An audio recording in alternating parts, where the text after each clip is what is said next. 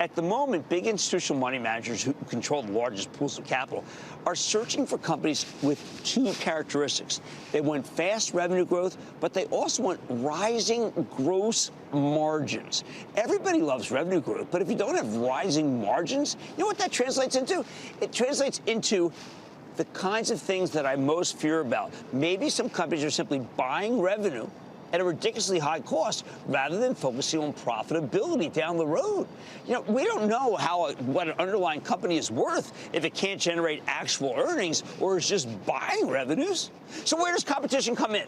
All right. Well, when you don't have much competition, it is easy for your gross margins to rise because your customers don't have many alternatives. Few competitors translates directly into higher earnings and higher stock prices.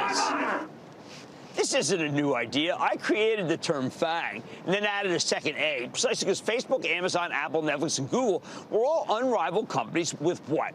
Fast revenue growth and expanding gross margins. The fact that most of these companies are within striking distance of their all-time highs or are there shows you the power of limited competition. Nobody's challenging Google and search. No one can touch Facebook and social media, not even Twitter, which we're going to have on later in the show. Amazon's been up and down solely because of its margins, but I think that's mostly under their control. Apple's had production issues, but we're now seeing that their phones are selling incredibly well, no promotions, and the stock hit a new high today, based on word that they're moving into homegrown electric vehicles. I've got an idea on Apple I'm going to share with you. I say own it, don't trade it.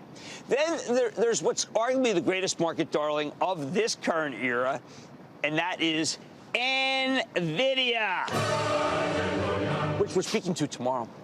I can't believe we're going to the Oracle, the real Oracle, the Oracle of tech, the Oracle of philosophy. Yes, Jensen Huang. Now, this semiconductor and software company, notice I said and software company, we're not pitching this as a chip company. This is a titan, and it's got the fastest revenue growth and some of the most outstanding gross margins I have seen of any large company. And that's why I'm so thrilled to make the pilgrimage to their headquarters tomorrow. The quarter Nvidia reported last night was truly a thing of beauty, hence the stock's gigantic 8% rally today. I read it from 1 a.m. to 3 a.m. today, and I'm still trying to understand everything they're doing. But I'm not going to stop. Now, I am thrilled that my charitable trust owns all these stocks save Netflix. Oh, and it's awfully hard to go wrong when you bet on companies with strong sales growth and rising gross margins. That's what I teach you when you join the CNBC Investing Club.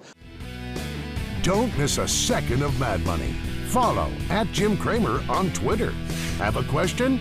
Tweet Cramer. #MadTweets. Send Jim an email to madmoney@cnbc.com or give us a call at 1-800-743-CNBC. Miss something? Head to madmoney.cnbc.com.